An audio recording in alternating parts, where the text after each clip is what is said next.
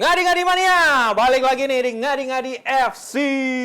Kasih pantun dulu, Bang. Gua dulu dong, gua dulu. Kan lu masa lupa gua baru 3 minggu. Iya. Baru 3 minggu loh gua. Gua kasih nih, Bang. Gua kasih nih pantun ya. Oke. Sambal matah, sambal terasi. Cakep, boleh. Timnya Bang Fuad lagi wangi. Anjay. Kita kasih dulu kan, kita tinggi-tinggi. Nggak pas ya. Cuma Kan? belakangnya doang. Iya, nggak apa-apa. Yang punya bebas. Iya. Yang punya bebas. Kasih lawan, Bang. Ikan bakar di atas meja. Cakep. Apa kabar ngadi-ngadi mania? Weh, banyak yang nyariin lu, Bang, di kolom komentar Gua katanya. nggak punya utang perasaan ya. Itu dia. Padahal mana Bang Fuad? Dipecat ya? Bang Fuad ini ya udah nggak lu cerai sama Bang Fuad. Kapan kawin ya? Makanya. Ngambek terus masih Iya, kan gua bingung menjawabnya sama bini gua gitu kan. Orang dia posting berdua gua kasih Anip waktu supaya lebih sering posting berdua Anas. Ntar kalau sering sama gua lagi, ntar posting berdua gua Anas cemburu lagi. Iya. Repot. Ngadi-ngadi mania tuh nggak tahu sumbernya bahwasannya bini gue cemburu tiap hari gue tuh posting Bang Fuad gitu. Iya, ditanyain gue, lu tuh kawin sama Fuad sebenarnya gitu. Kan? Gue nggak pernah di post gitu. Padahal cinta mah nggak perlu diumbar-umbar terus ke sana. Yang penting setoran ke dalam aman, rasa sayang aman. Gitu loh makanya kalau punya pasangan ya. Nah, terus kan kita juga sembari ada break yang akhir tahun ya Bang ya. Ada yang ngerayain Natal, ada yang emang pengen tahun baruan gitu. Kita break dulu istirahat dulu. Supaya lu nggak bosen-bosen banget juga. Ya, gitu benar. Gitu. Oke, tanpa berlama-lama kita langsung saja ke segmen Kurma di atas alias Updates.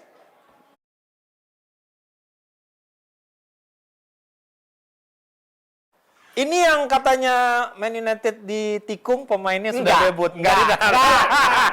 Panas nih dari awal jadi kan. Ini yang gua jaga sebenarnya. Iya. Oi. Gua nggak mau sebenarnya. Manchester United itu tidak pernah memberikan penawaran untuk Cody Gakpo. Officially. Iya. Jelas. Gitu. Oh, media kan suka kayak gitu. Nah, enggak, sebenarnya media ya untuk membumbu-bumbu terus plus Ya. juga orang yang di sosial media tuh emang pengen nyentil aja Ya. fansnya Man United. Nggak, MU nggak makan. Nggak, MU nggak makan. Jadi dibilangnya MU ditikung gitu kan. Padahal Tikung mah tuh kalau misalnya lu udah niat, udah lamaran segala macam terus set dipotong kayak nama yang lain itu tikung. Nah. Kalau cuma masih PDKT mah nggak ditikung iya. lah. Kalau Belum contohnya kayak Luis Diaz itu ditikung. Jawa sama Udah ada Spurs kan dia udah ada ini juga. Obi Mikel ditikung Obi United sama Mikel, Chelsea gitu. jelas itu. Terus si ini juga Willian Bang. Willian, betul. Kan sempat ke Spurs terus Iya. ditikung sama Chelsea. Iya, Itu iya. benar Jadi ditikung. itu ditikung. William tuh udah di airport apa udah segala macam. Iya. Apa udah foto pakai Iya. dikasih jersey United gitu kan. Itu ditikung jelas. Kalau Gakpo enggak lah. Jadi sekarang trio gas sadar. Oke. Gakpo salah Darwin. Nggak sadar. Gak ya. sadar. Iya. Oke kan? Oke Aman, Bang, ya? Aman, ya? setelah Firman Syah runtuh Runtuh, gak sadar. Gak sadar nih klub nih. Iya. Posisi berapa klub ya? Iya. Tadi malam juga pas di FA Cup nggak meyakinkan kan. Ya kita lihat, tapi kita bahas dulu Bang debutnya Gakpo. Ini kan Kita akhirnya mau bahas Allegri. Allegri dibahas ntar Bang. Kita buka dulu Gua sama tahu. Jurgen Gua udah Klopp. baca. Iya. Jadi kan dia akhirnya memainkan posisi idealnya, diberikan debut nih gitu kan.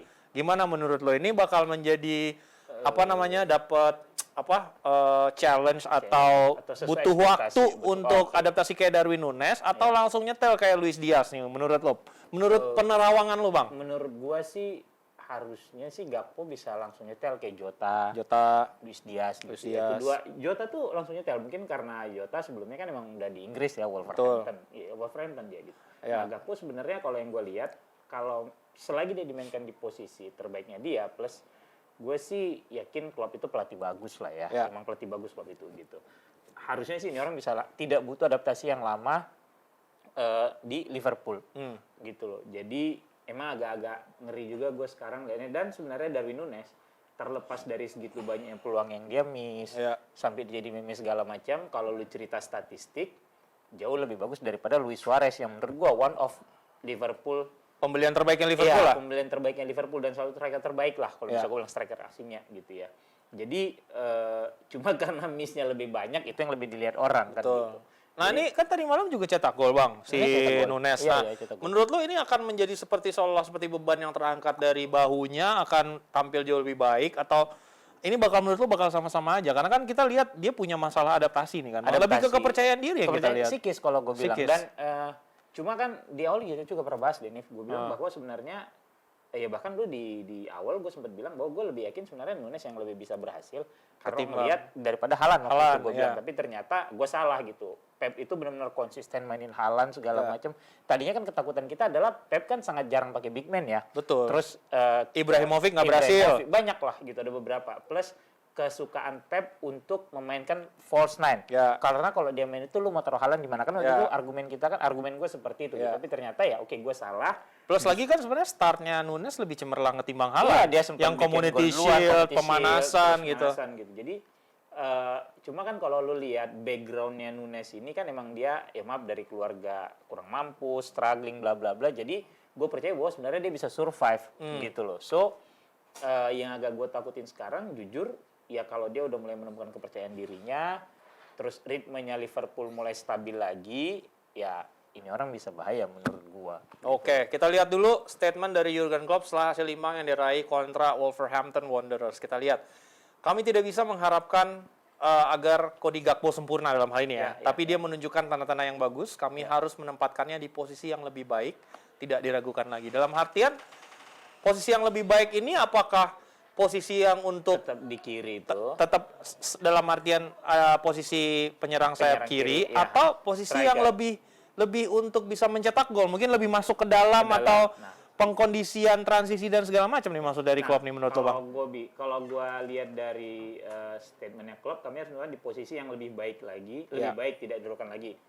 Mungkin ada tendensi Klopp untuk memacu si Nunes malahan. Ini arahnya ke situ. Karena Gakpo ini kan posisinya dua. Kalau nggak penyerang kiri, dia akan jadi seorang striker. So striker itu kan sebenarnya sekarang Nunes yang diplot. Ya. Kalau misalnya lu nggak perform dengan statement ini kan secara tidak langsung gue nyentil lu nih. Betul. Iya dong. Nah ini jadi mulai memanaskan persaingan.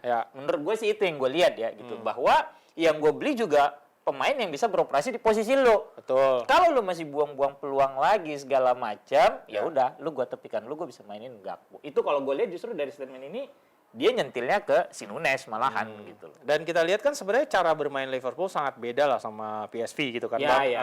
Maupun dengan timnas Belanda gitu kan. Betul. Ini kan dia harus ada tugas ekstra nih Bang, gitu kan, pressing gitu kan.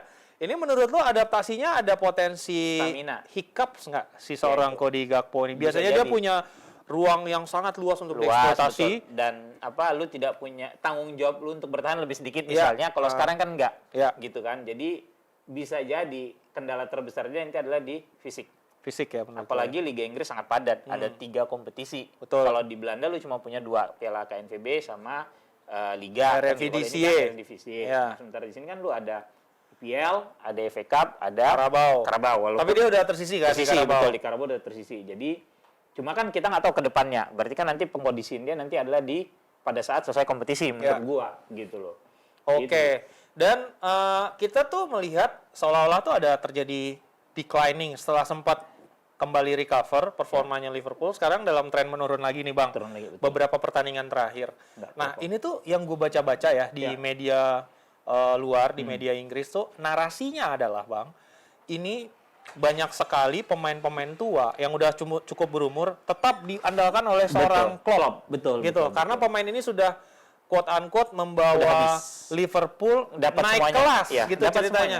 Nih contoh yang paling kentara nih Bang ya. Alisson kan semalam blunder nih. Wah, ini blundernya lumayan costly gitu kan. Nah, itu kan masih dipercaya. Ya terlepas gue juga mengakui Alisson ini kiper baik. Bagus banget. Tapi kan dia membuat blunder. Virgil van Dijk juga sama, performanya nggak sama seperti 2-3 musim yang lalu gitu. Jordan Henderson pun sama. Itu juga terjadi penurunan yang signifikan. Yang paling kentara musim ini Fabinho. Walaupun 29 tahun, 28-29 tapi musim rasa ini laparnya udah karena berkurang. 2-3 musim lalu kan dia terengginas banget Bang. Terengginas, terus mereka udah dapat apa yang mereka cari selama 30 tahun, akhirnya kayak udah wah gue udah dapat. Nah mungkin yang tidak bisa dijaga Klopp adalah menjaga rasa lapar itu. Nah itu maksud gue. Ini kan beda nih sama Sir Alex. Dulu begitu ini selesai nggak ada, kita bicara musim depan. Terus gitu. Juga gini, ketika memang udah memasuki twilight karir seseorang di Man United, dia nggak segan-segan, dia ruthless banget Bang. Dia nggak segan-segan. Gue inget banget gimana Van Nistelrooy itu kan lagi bagus-bagusnya tuh Bang. Iya, Sika gitu kan. Bermasalah, Harry Kane buang, David Beckham di Arsenal ini dia buang. Gitu. Dia berani secara masif gitu langsung overhaul kalau gue bilang ya gitu. Walaupun ada masa-masa United kering gelar ya. Betul. Sempat disalip Chelsea, Arsenal gitu-gitu, tapi akhirnya mulai stabil lagi gitu. Nah, Klopp yaitu yang udah kita bahas sebelumnya kan, ketidakberanian dia melakukan regenerasi di luar, mungkin tidak disediakan dana yang banyak oleh FSG benar, gitu loh. Benar. Sama mungkin dari akademi nggak banyak yang stand out. Banyak yang kayak TAA gitu ya, yang merupakan sebuah produk akademi yang bisa dibilang quote-unquote berhasil tapi gitu, cuma Bang. satu gitu kasarnya. Kalau dulu kan mereka punya ya Jamie Redknapp, Gerrard, McManaman, Fowler, Owen semua naik dari situ kan gitu. Nah, abis itu kan Liverpool produk akademinya siapa lagi selain TAA yang terakhir mentas? Lu punya harapan di Harvey Elliott, terus siapa lagi satu tuh gelandangnya Curtis Jones. Tapi ternyata di luar menurut gua sebenarnya kan kalau dulu orang Redknapp, McManaman itu kan memang selain skillnya bagus, mereka juga dikasih menit main yang banyak sama Gerard Houllier. Nah, sekarang yang lu pakai itu lagi Fabinho, Henderson, kadang Milner gitu loh. Jadi Mo Salah. Jadi lu nggak punya kesempatan untuk bermain lebih sering. Sementara itu kan dibutuhkan oleh pemain muda adalah menit main. Trent Alexander-Arnold dia pakai terus-terusan loh dari begitu mentas karena nggak punya pesaing di bek kanan waktu itu. Gitu loh. Iya kan? Dan dia tumbuh jadi bek kanan yang terbaik. Kalau gue bilang ya salah yang terbaik 2-3 musim lalu itu buset bagus banget. Betul. Dan kalau sekarang lihat penurunan performa ya mungkin kayak tadi gue bilang rasa lapar mereka mungkin seolah-olah gini loh. Lu udah jalan jauh di padang pasir, lu ketemu satu aqua, cuma setengah lu minum udah kelar, udah cukup nih bagi lu. Lu nggak mau nyari tempat lain lagi supaya lu bisa minum lagi gitu. Puasa yang lain nggak lu cari gitu loh. Nah, ini di Liverpool ini yang kurang menurut gua. Ada gitu. sebuah protes yang disampaikan oleh Jurgen Klopp terkait VAR nih ketika yang kemarin ya. Kok Klopp Lopetegui. Lopetegui ya. Jadi kita dengerin dulu kutipan dari Julian Lopetegui, tergantung susah banget namanya. Lopetegui ya susah lah gitu. Ya, keputusannya salah. Saya membuat kesalahan setiap hari dan terkadang mereka juga melakukannya. Hari ini kami mendapatkan bantuan VAR. Jadi justru Wolves yang mendapatkan bantuan nih gitu dan sangat disayangkan karena saya meminta maaf itu tidak offside gitu. Jadi ini kan ada 2 gol yang tercipta oleh Wolves ya ketika kontra Liverpool. Satu emang dalam artian blunder si satu lagi Alisson. Ya dikira ini adalah sebuah offside, tapi dia bersikeras bahwasannya itu tidak offside, gitu. Ini yang menjadi kontroversi dan mohon maaf nih kan Liverpool juga nggak sekali 2 kali dibantu oleh keputusan VAR ya. Ya jadi mungkin ini lagi bagian Liverpoolnya yang nggak enak gitu loh. Karena sama City berapa kali waktu itu. Jadi sama Leicester juga pernah. Gitu. Jadi ya lagi gantian aja, itu namanya siklus sepak bola biasa ya, Bang. Oke, kita lanjut ke topik berikutnya. Setelah debut Gakpo, mohon maaf nih tolong ya prompternya diganti dulu kan bisa fans Chelsea marah dibantai Manchester City. Ini lo nonton nggak terima lo, Bang? Nonton gua. Lo nonton dari mana? Gua nonton sampai udah yang 3-0 tuh gua ini tim nggak mau dijadiin koperasi simpan pinjam aja apa gitu. Gua pikir yang main tuh ini, Bang, Karang Taruna di Lengkong Wetan dekat rumah gue. Men, itu mah kayak tim fan football kayak kemarin gua rasa ampun dah. Ya Allah gitu kan. Itu gimana Haaland main ya? Makanya lu lihat bench-nya serem banget kemarin. Ya Allah, Kevin De Bruyne di bench. Ya, Haaland di bench. Gundogan di bench. Stonesy di bench. Ederson di bench. Iya, berani banget gitu. Joao Cancelo di bench. Itu maksud gua sebenarnya lu nggak naruh respect yang tinggi kepada Chelsea loh itu si Pep. Iya sih. Bener dong? Iya kan? Lebih ke ini juga, Bang. Maksudnya, rotasi. Enggak, maksud gua gini, itu kan privilege dari Pep Guardiola. Memang ya. Punya bench yang kurang lebih yang kualitasnya tuh mewah. Iya, gitu. setuju. Dilakukan lah itu. Cuma maksud gua kan kalau misal lu mau ngenyek kan itu kayak ini lawan tim fan football nih, ini gitu. Ini perlu Haaland gitu loh. Ini tim fan football yang main di lapangan C, lapangan D Senayan nih. Ya, gitu. ini yang dan sebenarnya kalau to be fair, Chelsea juga menurunkan beberapa pemain muda kan, betul. Seperti Chalobah.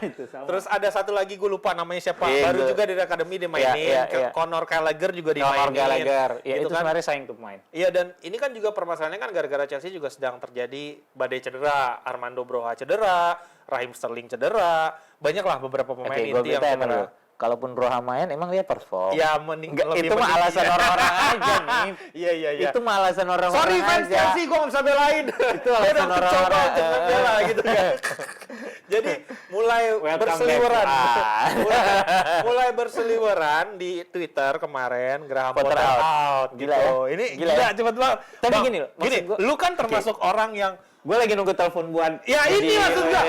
Guys, kalian tuh mesti tahu Bang Fuad adalah salah satu orang yang selalu konsisten, pengacara memberikan waktu untuk salah satu manajer agar bisa, maksudnya diberikan waktu untuk meraih hasil positif. Betul. Kan nggak bisa langsung tiba-tiba lu berharap keajaiban terjadi, Betul. langsung juara, nggak semuanya Enggak begitu. Nah menurut lo, Potter ini pekerjaannya terlalu besar buat dia layak diberikan waktu, atau emang suwe aja Bang? Menurut gue pekerjaan ini terlalu besar, dia kaget. Oh dia kaget. Harusnya kayak Eddie Howe di Newcastle. Oh jadi dia ada stepping stone dulu. Bukan gini maksud gue, Eddie Howe di Newcastle timnya itu rata-rata pemainnya tidak ada yang premium. Oh jadi Penanganannya tier 2 dulu baru ke tier 1. Deket nih sama gue jadinya. Kalau okay. sekarang Asti udah pernah juara Champions League, udah pernah juara Liga. Terus lu mau lihat Thiago Silva, lu mau lihat siapa, lu you name it gitu di Chelsea. Pierre-Emerick Aubameyang yang susah dikontrol gitu kan. Ya kan dia ada masalah indisipliner Bang berapa terakhir gitu. Udah main menggantikan terus diganti pula. Sakit perut gua. Asli. Bener. Terus ada N'Golo Kante yang udah practically menangin semuanya. Iya, Piala Dunia udah gitu. Jorginho yang juga hero gitu kan di Euro. Maksud gua secara post ya kayak dulu Moyes masuk ke Liverpool ke MU. Gitu loh. Lu kaliber lu sebenarnya nggak di situ. Tiba-tiba lu dapet. Ya, kalau Moyes melakukan beberapa langkah radikal yang ternyata jadi backfire buat dia. Potter kan sebenarnya enggak gitu loh. Dia nggak ada jual pemain segala macam. Cuma maksud gua lu kasih waktu dia untuk adaptasi lah. Terus sekarang kalau lu mau suruh pecat dia, Chelsea itu baru beli 4 pemain loh, Nif, yang nggak murah-murah loh. Pemain-pemain muda. Terus Sterling. Bukan yang yang baru banget yang namanya Fofana lah, terus ada Abel Adele siapa lah Andre gitu. Santos. Santos yang itu. Ada 4 pokoknya. Benoit Badiashile. Badiashile betul. Nah itu namanya susah banget gua. Ada 4 kan yang baru. Maksud gua kalau lu mau mecat pelatih, apakah bijak lu beli pemain di Januari dengan harganya nggak murah lo itu 4? Jadi sabar fansnya Chelsea dengerin kata-kata Bang Fuad, jarang meleset. Gue juga dulu protes Allegri nggak pantas dipertahankan bla bla bla. Akhirnya ya 8 pertandingan terakhir clean sheet. Iya, walaupun lu lihat di mana posisi Juventus sekarang. Walaupun gue tidur nonton yang Juve main tapi kalau juara lu happy dong. Allegri ya udahlah gue terima sama menang gitu kan. Ya udahlah. Kita mulai ngadi-ngadi di bulan September atau Oktober, seingat gua posisi Juve peringkat berapa? Peringkat 12 apa? 11 gitu. Papan tengah lah. Papan tengah Bang. Lu suruh-suruh ganti. Terus juga gue ingat banget pas kita masih siaran DPI, Bang Fuad orang yang selalu menyuarakan Arteta. untuk membela Arteta. Lu lihat sekarang di mana Arsenal? Iya, abis bola lampu kan jadi juara 1. Jadi juara 1. Iya kan? Iya benar. Champions of the half season. Iya, jelas. Karena bola lampu atau karena belain nama lu gitu kan. Antara dua itulah. Yang gitu. penting ada korelasinya adalah gitu kan. Yang nggak berhasil kan cuma Ole. Sorry, Ole bertahan cukup lama, Cukup lama. Iya. Orang menyuarakan sampai kan gue state kan waktu itu idola itu masih di DP ataupun di Porsalong, gue bilang bahwa kalau memang dia udah tidak bisa mengembalikan performa tim masih bermain begitu-begitu aja, ya mau nggak mau, berarti kan harus ya udah lu mundur. Berarti emang tim ini udah nggak bisa lu kontrol. Dan kejadian tuh 2 kalah beruntun besar segala macam, ya udahlah gitu loh. Tapi jangan ketika baru pertandingan masuk 2, 3, 4 belasan lo terus langsung nggak bisa. Langsung lo backfire, manajernya lo serang dan lo bully. Maksudnya kita backup dulu, kasih misalnya kalau satu musim penuh dia masih flop, ya udah apa boleh buat. Itu dari risiko kan gitu. Iya. Dengan misalnya pemain-pemain pilihannya dia segala macam, ya oke gitu. Lu tanya ibarat kata kan lu ngebangun klub bola itu macam lu tanya Hanif nih yang lagi bangun rumah. Lu punya target kan? Lu nggak bisa bujuk-bujuk sebulan selesai, 2 bulan selesai. Bisa bangunnya tuh bertahap. Rumahnya gitu Raffi Ahmadnya sampai sekarang belum beres, Bang. Nah, lu butuh duit. Kadang-kadang gue mau beli ini supaya bisa bagus. Ya sama kayak lu, gue beli bag dulu deh supaya rapi nih bawahnya. Jadi menurut gue sih kasih waktu kalau buat Potter sampai akhir musim. Pembelaan dari Graham Potter. Apapun hasil ini ya udah lu terima dulu. Nih kata Graham Potter nih, jelas kami menderita dan itu tidak baik sama sekali. Anda dapat memahami rasa frustasi para penggemar dan kami menghargai itu. Selalu ada pendapat dan kritik lain karena hasilnya belum positif. True. Iya, betul banget itu. Jadi maksud gua ya udah gitu. Ya kayak tadi gue bilang kan. Tidak bijak lu mecat dia di saat lu baru beli 4 pemain. Pelatihnya juga nanti kalau nggak cocok, investasi gede lo itu. Ya, dan lu ada peluang tidak ke Champions League musim depan. Iya benar. Todd Boehly kan sebenarnya bilang ketika penunjukan ini melupakan penunjukan pelatih dengan visi jangka panjang. Dia pengen memiliki seorang pelatih yang sustain. Karena kan track recordnya Chelsea gampang banget mecat pelatih. Betul. Itu yang mau diubah kan? Yang mau diubah Gitu loh. Ada stabilitas lah dalam tubuhnya Chelsea Tapi sekarang. secepat-cepatnya dulu juga nggak ada yang dipecat baru 10-15 pertandingan, seingat gua nggak ada. Nggak ada sih. Roberto Di Matteo paling nggak setelah bawa juara Champions, terus di awal musim apa setengah musim flop ganti gitu loh. Kalau kita Ferguson lihat Solari enggak. terakhir yang terjadi di Premier League, pelatih baru ditunjuk terus langsung dipecat setelah berapa puluh 11 atau 15-an 12, pertandingan tuh Nuno Espirito di Santos, Spurs. iya, Iya. gitu loh. Itu pun dia dipecat karena dia sebenarnya nggak di back oleh si Daniel Levy untuk Betul.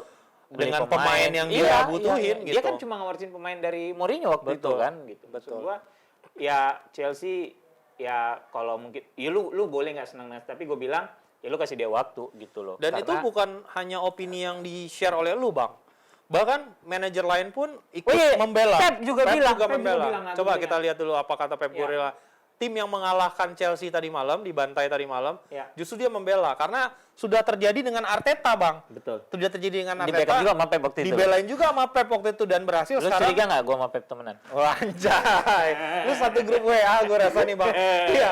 Ini kata Pep Guardiola, saya akan mengatakan kepada Todd Boehly untuk memberinya waktu. Saya tahu di klub-klub besar bahwa hasil itu penting, tetapi saya akan memberikan dia waktu.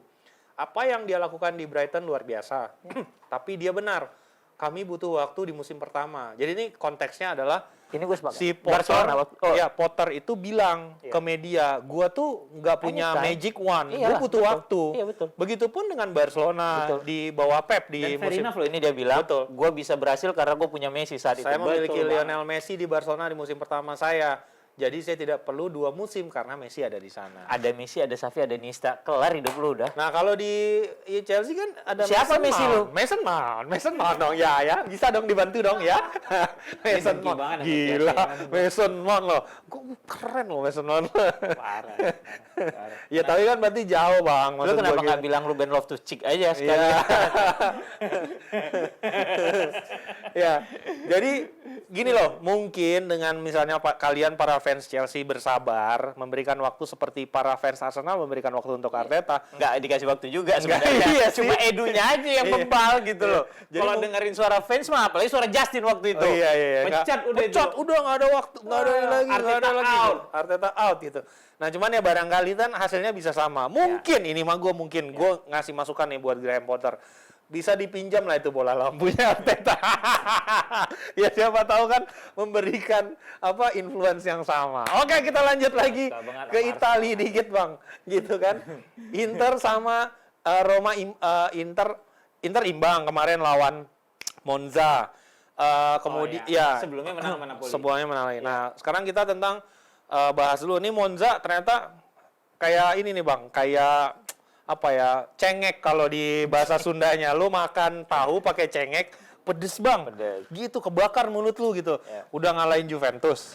Gitu kan. Sekarang ini alot banget, Bang. Berhasil menahan imbang Inter di menit-menit akhir, udah di injury time, udah mau di-prit gitu. Ininya. Gimana? Padahal Inter barusan ngalahin pemuncak klasemen ya. Betul. Yang lagi, Panji seneng banget tuh. Bener. Jago banget tim gue nih. Iya. Napoli nggak pernah kalah, men. Iya. Kalah sama Inter. Nah, yang Nyungsep lawan Monza, nggak bisa menang Yang karma. bikin blunder di Monza juga pemain Arsenal, Pablo Mari. Kalau itu si Kik nggak bikin blunder, ini Monza bisa menang, Bang. Bayangin gitu. Gimana menurut lo nih tentang permainan Lautaro Martinez? Dia kan nyungsep di Piala Dunia. Saking nyungsepnya sampai diganti oleh seorang Julian Alvarez. Bikin gol semalam. Dia bikin Walaupun gol penalti, oke. Iya, oke. Makin percaya diri, nggak apa-apa. Waktu di final juga dia ngegolin penalti, Bang. Adu penalti, kalau sebelum kan itu kan adu penalti. Iya. Kalau kemarin kan benar-benar diambil penalti kan, gitu. Nah ini gimana menurut lo, ini sebenarnya Lautaro Martinez ini hanya one season wonder atau emang sebenarnya tuh nih pemain emang bagus nih, Bang, gitu. Karena kan dia sempat ditawar ratusan juta kan. PSG sempat ada rumor juga United mau. Pas waktu dia lagi gacor-gacor sama Lukaku, habis itu nyungsepnya luar biasa. Gimana menurut lo nih one season wonder kayak Michu di Swansea? Atau ya emang kelasnya oke lah gitu. Tapi kan kalau lo lihat dia sekarang di Inter mulai bagus mainnya, menurut gua memang pada saat jadi gini, kalau ada beberapa pemain yang langsung menggebrak di musim awal, terutama pemain-pemain yang tidak pernah dikenal gaya mainnya atau out of nowhere lah. Ya. Kenapa? Karena gaya main mereka belum terdeteksi sampai back lawan nih. Oke. Michu kan juga gitu dulu. Ya. Ya kan, tiba-tiba di Swansea pula timnya gitu kan. cut naik gitu. Terus si Lautaro Martinez juga begitu. Musim-musim awal dia kan belum tahu nih pola main, gaya main dia seperti apa segala macam sehingga dia bisa bikin gol, pergerakannya dipuji, bla bla sampai di rate segitu tinggi gitu ya. Nah, pada saat memasuki musim berikutnya, back-back kan udah lebih aware. Betul. Lu kan pasti udah tahu kalau misalnya lu menjadi seorang back, pada saat lu ngadepin seorang striker yang lu udah bermain dengan dia sebelumnya, lu tahu kaki terkuat dia yang mana. Pada saat dapat bola di belakang gawang, dia puternya akan kemana, itu kan udah terbaca gitu loh. Nah, harus jadi di-press di sisi yang betul, mana nah, gitu jadi kan. elemen of surprise dari si pemain tersebut sudah mulai berkurang gitu loh. Jadi menurut gua masih masih dalam batas wajar kalau tiba-tiba dari out of nowhere dia bagus segala macam terus kemudian mulai melempem, mungkin itu orang-orang udah lebih mengenal gaya mainnya dia, terus dia juga ternyata tidak bisa menjaga rasa laparnya dia gitu loh. Tapi kan lu lihat belakangan ini mulai naik lagi. Ya dia ada potensi untuk itu sebenarnya. Jadi ya lu kasih dia waktu, sama mungkin tandemnya mesti lu ganti sih kayaknya. Ya tapi ini kan sebenarnya Edin Dzeko technically nggak jelek nih Bang buat sebagai penggantinya Lukaku, bahkan rumornya diincar United juga Bang, karena kan kontraknya habis nih Bang. Dzeko katanya antara United atau siapa ya satu lagi klub gede yang mau ngambil dia ya gitu. Kalau nggak salah sih gitu, lo nggak sepakat, lo mendingan Workhorse aja, Workhorse. Word, nggak apa-apa. Iya. Gitu Nah, loh. kalau gue sih gini Bang, ada bedanya antara pemain bagus sama pemain top gitu kan. Kalau kita ngomongin tentang striker di depan yang udah malang melintang di Serie A, itu yang striker-striker yang selalu konsisten memberikan di atas 15 gol lah gitu. Atau 18 gol. Contohnya Andriy Shevchenko. Kita ngelihat David Trezeguet di sana. Dulu. Kita ngelihat lagi Oliver Bierhoff, kemudian juga Del Piero termasuk. Francesco Totti juga selalu from time to time. Batistuta gitu kan. Montella dulu juga. Nah, ini kan kalau kita lihat, maksud gua si Lautaro pas musim pertamanya nggak langsung bersinar, kan diambil dari South America, terus nggak langsung oke. Musim kedua bagus, musim ketiga peak gitu kan, terus menurun lagi. Ya striker yang emang bisa reliable dihargain ratusan juta itu kan harusnya lu deliver konsisten kan, jadi setiap musim. Kalau di musim awal lu belum terlalu bersinar, 2-3 keempatnya paling nggak lu, kalau misalnya tadinya 20 gol paling nggak lu bisa masuk di 12 sampai 15 dulu deh, nggak langsung flop jauh. Nggak langsung flop jauh gitu. Maksudnya kalaupun lo ada flop ya hanya 1-2 musim lah, habis itu lo recover lagi balik gitu. Betul, nah, ini yang gue nggak lihat di Lautaro Martinez, dan gue merasa kayak di timnas Argentina kemarin di Piala Dunia, apapun yang dia sentuh tuh salah Bang. Betul. Gitu. Jadi kan udah masalah kepercayaan diri gitu. Betul. Dan nggak membaik gitu di Inter. Kalau menurut lo mendingan sebagai pemilik Inter nih atau BP Marotta deh, mending cash in, lu masih bisa jual di atas 50 juta gitu kan? Atau lu pertahanin lagi, rediscover lagi nih, cari lagi nih. Gua pertahanin sampai akhir musim.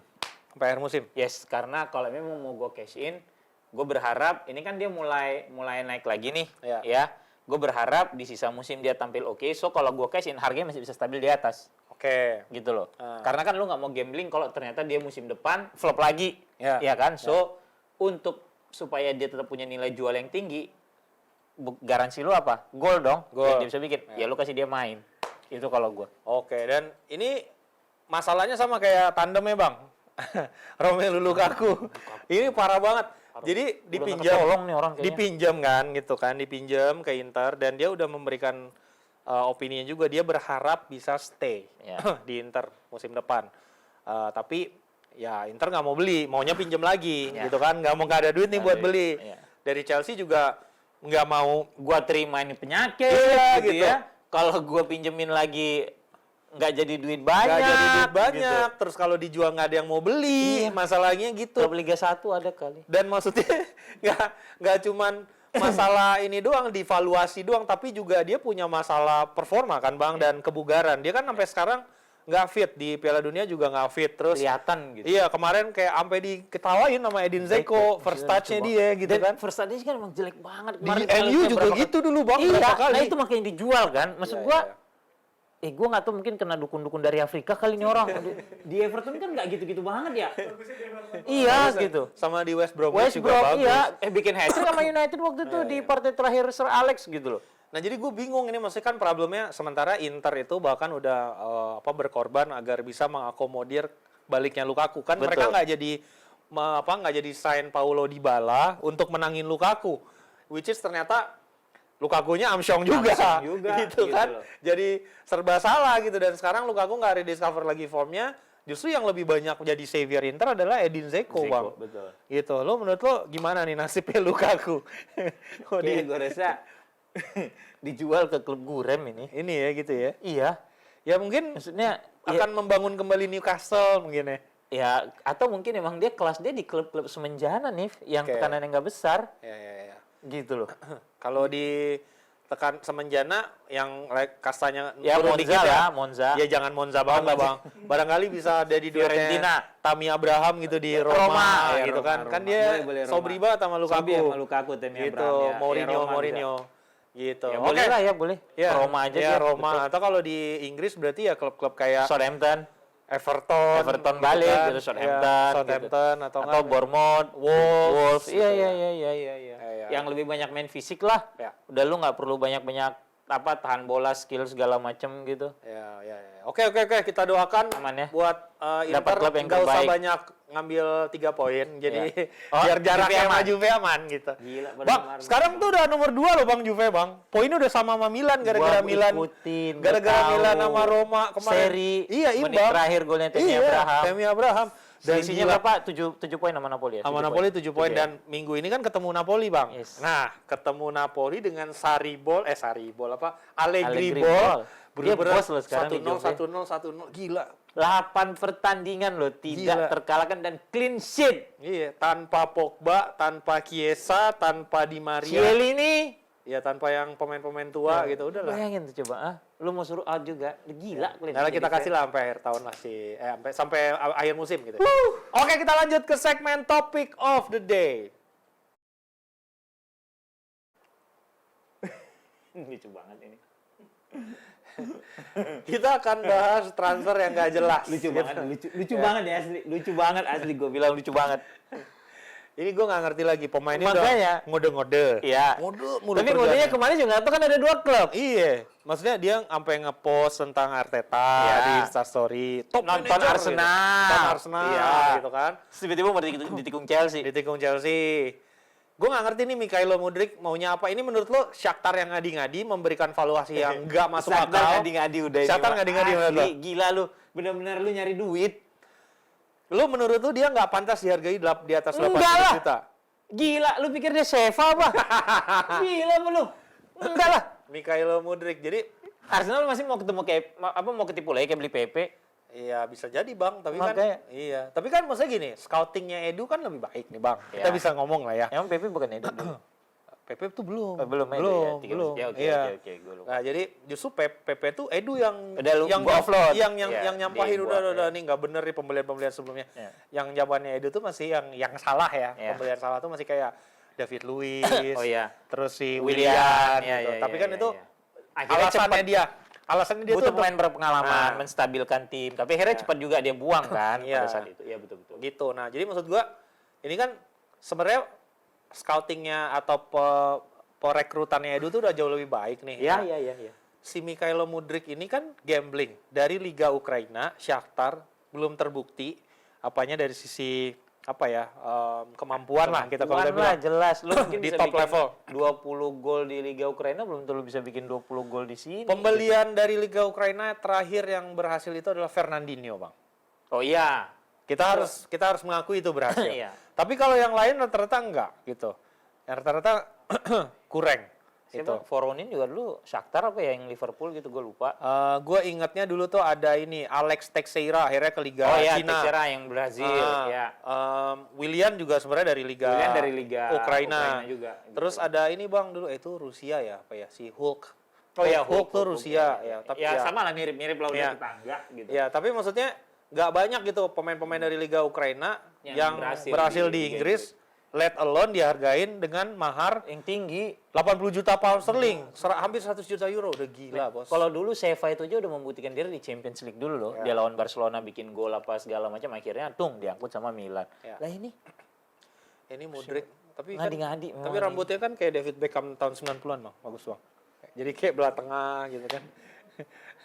Ya mungkin itu bisa menular. Kita kasih dulu nih komentar dari Arteta yang kayak udah geleng-geleng dia bilang.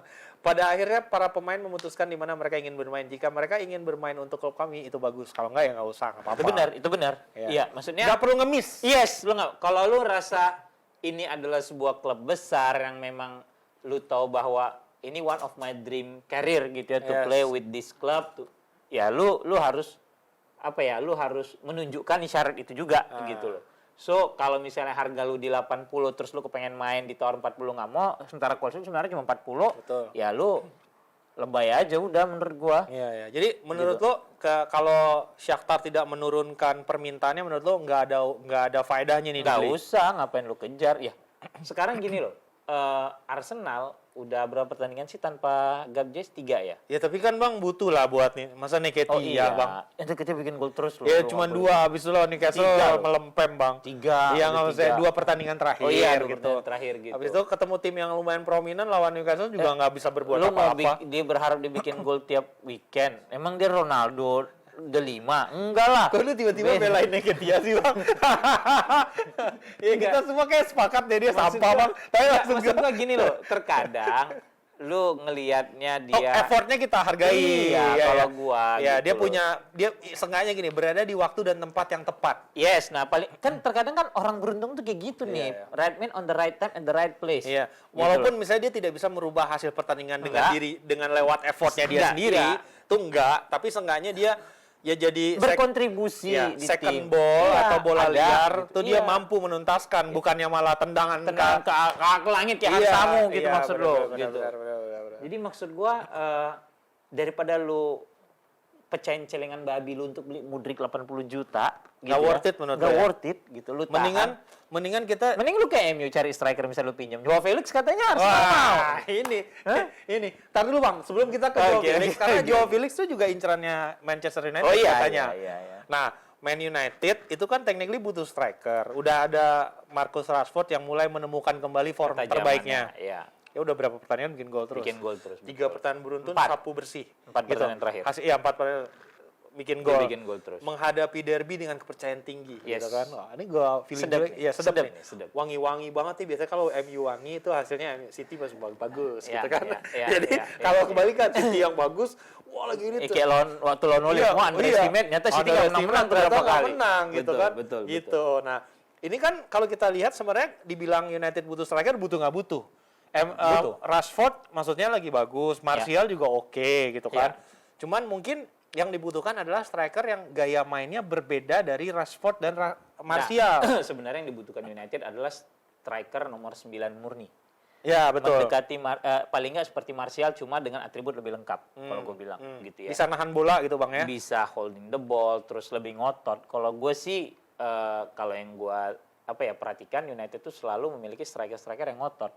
Dari zaman Mark Hughes, Van Nistelrooy, bahkan Cantona sempat jadi striker gitu ya. Banyak tuh yang ngotot. Semua ngotot modelnya. Luis Saha. Jadi maksud gua yang enggak kan cuma model kayak Falcao yang mungkin udah apes gitu kan. Terus Ronaldo belakangan. Jadi yang Teddy Sheringham aja betul maksud gua.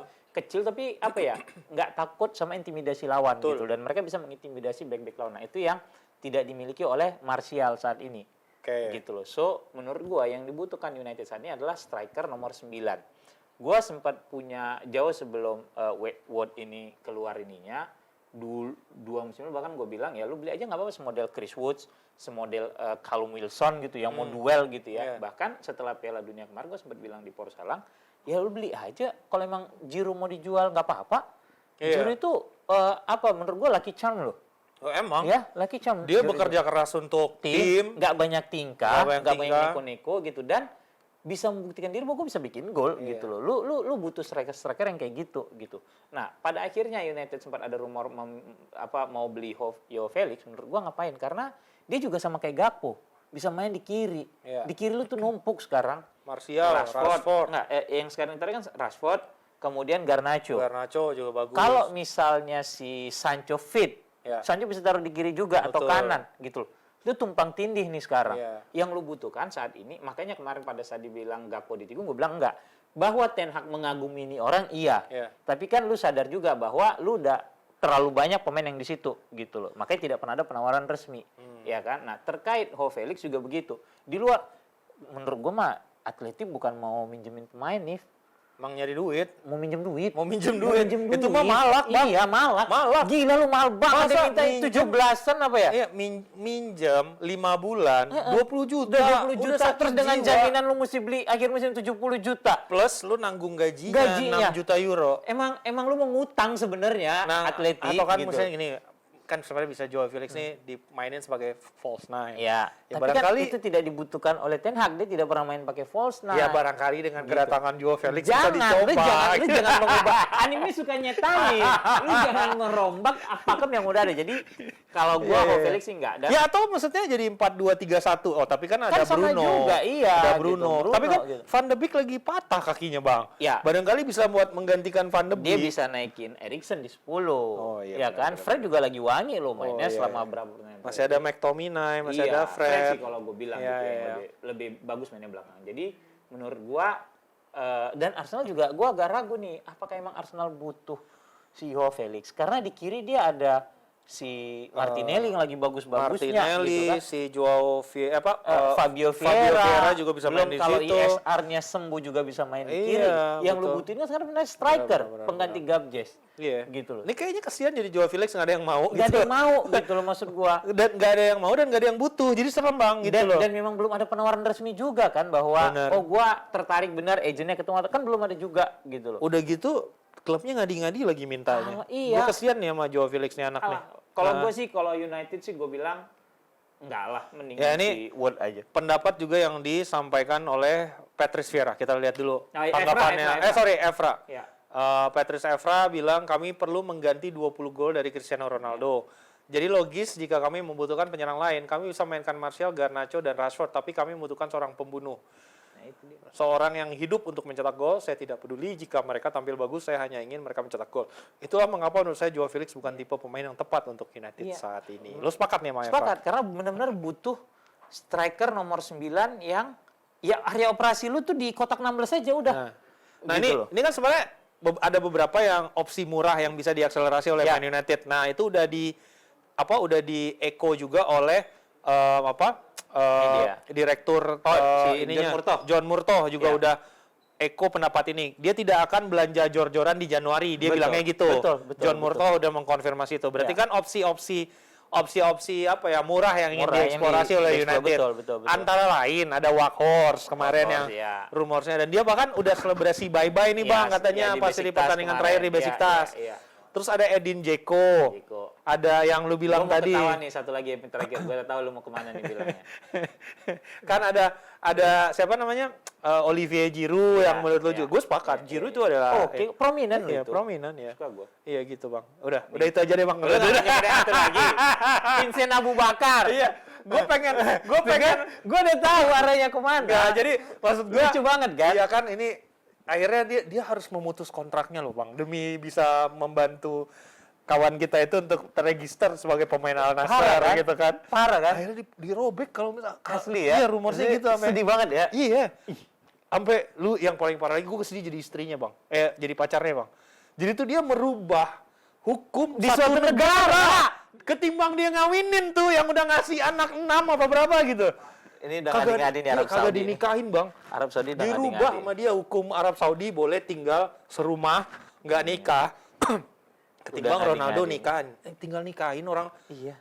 Penghulu ada kok. Lu bisa nikah di Ka'bah lagi. Iya gila. Itu kan impian banyak orang ya. Iya bener ya. Artis-artis kita kan banyak gitu ya. Iya. Anjing, nikah di Ka'bah gitu kan. Iya. Ronaldo nggak kepengen apa? Lu gue bingung ya, nyuap negara untuk ngerubah regulasi, Tatanan hukum. Sama udah lu ngawinin aja orang yang udah ngasih lo anak segitu banyak, ya Allah.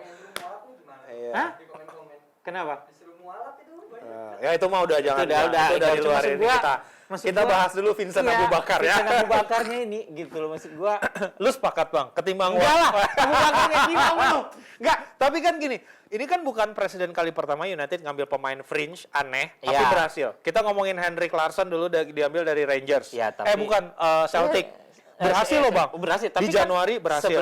Sebelum itu Ada yang dari Cina, siapa? Oh ya, Igalo. Igalo. Juga sebenarnya nggak jelek Not bad gitu. lah, Not iya. bad, oke Maksud lah gua, gitu. kalau Henrik Larsson lu bilang pemain aneh sebenarnya enggak, karena kan dia udah mentas di Barcelona segala macam, dan di Piala Dunia 94 dia udah angkat nama kan. Iya, tapi kan memang itu udah masuk ujung karirnya ujung dia. karir Betul gitu. gitu. Tapi Nah, memang ini Vincent Aboubakar kan lagi top-topnya nih Mas sekarang. top-topnya di Arab nih. Gila, mungkin top kalau azan, ngaji, jago dia tajwidnya. Dia pindah ke Inggris gagap ntar, biasa sarapan paginya kebab sama biryani dikasih English breakfast, pusing nggak lo? Iya. Gitu. Enggak, Vincent Aboubakar nggak ke Besiktas aja deh lo. Kan tukarnya gitu. Weghorst ke United, nah lu ke sana gitu, nggak apa-apa. Oh gitu ya, Aman jadi lah itu. efek domino gitu. Efek Bang, ya. domino, nggak apa-apa. Tapi kalaupun akhirnya Aboubakar yang datang, lu kecewa nggak? Ya udahlah, gue sih Diterima. kan gue selalu percaya sama pelatih. Oke. Ya, maksud gue kalau memang itu opsi terakhir dari Ten Hag dan rasa dia bisa maksimalkan kemampuannya, ya udah silakan. Oke, Gitu loh. kasih gue waktu 2 menit untuk meng-acknowledge Erik Ten Hag. Jadi kemarin kan episode terakhir gue debat nih sama Bang Fuad ya. Bahwasannya gue ngerasa, enggak tapi harus begitu. Nah, ini gue ngeliat di 3 pertandingan terakhir nih guys. Erik Ten Hag setelah terutama nggak adanya Ronaldo, gue harus memberikan kredit untuk Erik Ten Hag. Ini luar biasa, dia steady the ship gitu kan. Terus memberikan yang gue salut tuh yang kemarin Rashford ngaku Bang. Kalau dia ketiduran. I overslept. Iya, dia ketiduran. And I late for a team meeting. Iya. A few minutes, but that's the rules. Akhirnya dia nyadangin Rashford. Yes. Tapi at the same time, ketika memang dibutuhkan dia introduce main dari bangku cadangan. Betul. Dan akhirnya Dijawab dengan gol. Dijawab dengan gol. Yes. Ini kan Gol artinya kemenangan gini. lagi. Iya, ini kan artinya gini.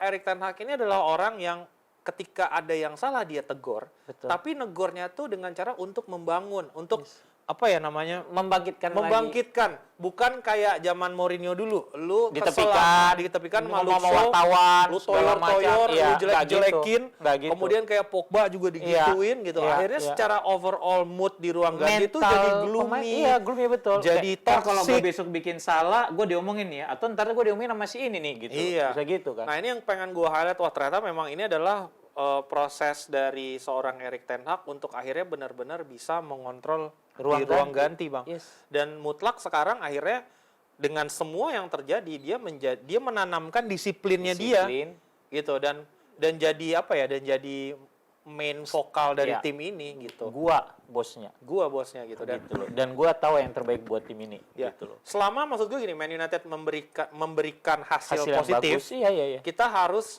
gini, pelatih itu bukan pesulap. Yes. Kalau gue ekspektasinya sebagai orang yang tidak mendukung United adalah gue takut United tuh nggak hanya meraih hasil maksimal, tapi juga mainnya bagus lagi kayak dulu. Karena itu akan menjadi ganggu tim lu yang Ganggu lu dukung tim gue yang asli. bagus banget nih Fair gitu enough, sekarang. maksud Gitu. gue ya, we have to be fair gitu. Kita lihat kan itu nggak mungkin terjadi dalam satu musim. Enggak lah. Dibutuhkan gitu. Kalau sekarang bahwasannya Erik Ten Hag udah bisa steady the ship dan akhirnya memberikan konsistensi gitu untuk Manchester United, itu udah merupakan sesuatu yang diharapkan dari dia di musim pertama. Kalau kita mau ngomongin tentang gaya main, kita lihat dia musim kedua, Bang. Iya, nah ketika itu dia nanti udah diberikan pemain yang dia full, pengen, yang dia mau, betul. Kalau United mainnya masih pragmatis ya itu boleh lah. Itu lu boleh lu teriak Ya, gitu. Gitu sih, Bang. Jadi terima kasih untuk 2 menit gua udah mengakui bahwasannya Erik Ten Hag ternyata punya visi yang jelas gitu ya. Kemudian gua rasa emang dia punya baggage yang cukup untuk menangani tim ini gitu loh. Kalau yang Kita lihat ditakutin Hanif kan, gue langsung ditoyor nih sama Ten Hag. Kalau sekarang gue baru cubit-cubit nih Bang City-nya. Bener dong? Iya kan? Bener. Itu aja dicubit-cubit dulu mulai agak ngeri kan? Iya. Gitu loh. Gitu. Jadi ya itu tadi maksudnya kredit yang terjadi terhadap Rashford adalah sebenarnya sama yang dengan terjadi terhadap Ronaldo. Ya. Lu nggak perform, lu diistirahatin. Betul. Ya lu nggak datang ke lu tidak ikut pramusim, ya lu diistirahatin dulu. Ya. Gitu. Tapi ternyata dua orang ini menyikapinya dengan berbeda. Ya. Iya kan? Ya. Nah, di sini kan sebenarnya lu bisa lihat mana yang mau bermain buat tim sebenarnya. Satu lagi sebenarnya mungkin orang luput perhatikan adalah Lisandro Martinez. Juara dunia. Ya. Sudah balik juga dari Brazil. Betul. Nggak langsung starting Tidak 11. langsung dimainkan loh. Betul. Padahal dia bisa breaking, men gue baru juara. Fisik gue aman kok, udah segala macam. Bahkan lu lihat Varane lebih sering dimainin, Casemiro lebih sering dimainin, gitu loh. Padahal dia sama Varane sama loh pulangnya. Kasarnya dimainin jadi back tengah. back tengah. Maksudnya kan dia bisa teriak, posisi natural gue loh itu, back tengah sebelah kiri. Harry lu kasih Maguire shot? juga teriak, Iya. "Ini posisi natural Posisi- Bukan, gitu. Maksud gue, itu yang tidak banyak dilihat orang sebenarnya. Orang kan jadi fokusnya ke Rashford, tapi lu lihat, Lisandro Martinez dan Rafael Varane sama-sama baru balik dari Piala Dunia. Bedanya Lisandro ngambil cuti lebih lama, yang sampai diingetin sama dia, lu dibayar untuk bermain di klub ini. Betul. Supaya ya lu persingkat liburan. Tapi itu kan nggak tersinggung juga gitu. Jadi ya kayak tadi lu bilang, kapalnya udah mulai steady nih. Iya, Biarin aja dia kerja. Dan gitu. gimana orang mencoba tetap mengulikan distraksi dia di luar lapangan luar biasa. Banyak banget. Ronaldo lah, masalah yang kemarin Rashford lah, masalah Harry Maguire. Betul. Banyak banget. Dan terakhir kan ini Jadon Sancho. Yang terakhir tuh adalah bahkan Sancho udah balik lagi ke Carrington. Udah. Gitu kan, udah berpartisipasi lagi kepada tim. Tapi gimana dia meredam dan menjawab pancingan-pancingan dari media wartawan, itu yang betul. menurut gua Keren menurut itu gua. yang menurut gua keren. Jadi dia bilang bahwasannya enggak, setiap orang itu butuh waktu gitu untuk rediscover lagi secara fisik maupun psikis. Ingat dia masih umur segini, dia mencoba menghilangkan tekanan ke Sancho gitu dan dengan melakukan itu dengan memberikan ruang untuk Garnacho justru menurut gua. Garnacho diberikan menit bermain, diberikan kesempatan, ini flourish juga. Jadi akhirnya orang nggak terlalu sibuk sama Sancho. Oh, United punya ganti kok, aman nih. Iya. Gitu loh. Permainan tuh nggak terganggu. Sama-sama muda gitu dan sama-sama berpotensi. So far itu sih, dan semoga ya dia bisa konsisten seperti itu. Dan ya gue sih kepengen United bisa menjadi title contender gitu. At least musim depan lah. Dan gitu. berarti lo rada pede nih menghadapi derby nih di tanggal 14. Pede gue. Pede lo ya? Pede gue. Pede. Walaupun ya City sangat menakutkan, tapi dengan apa yang dia bawa di beberapa pertandingan terakhir United-nya sendiri, ya harusnya ini akan menjadi partai yang enak lah. May the best team win lah kalau gua. Walaupun gua sangat berharap United menang, tapi kalaupun nanti kalah tapi mainnya bagus tidak seperti yang dua partai terakhir yang di ayam-ayamin habis, ya mungkin gua akan bisa bilang oke, emang kelas City masih di atas kita gitu loh. Oke, kalau gitu Ngadi-Ngadi Mania, kita tutup dulu episode kali ini dengan menutup tentang Erik ten Hag yang gue berikan kredit dengan cara dia memanage Manchester United terutama setelah tidak adanya Ronaldo. Yang kita harapkan, kita berdoa bersama-sama, kita tadahkan tangan bersama agar Vincent Aubameyang datang ke Manchester United. Oke, gue Arif Taurin pamit. Gua buat, bye, thank you.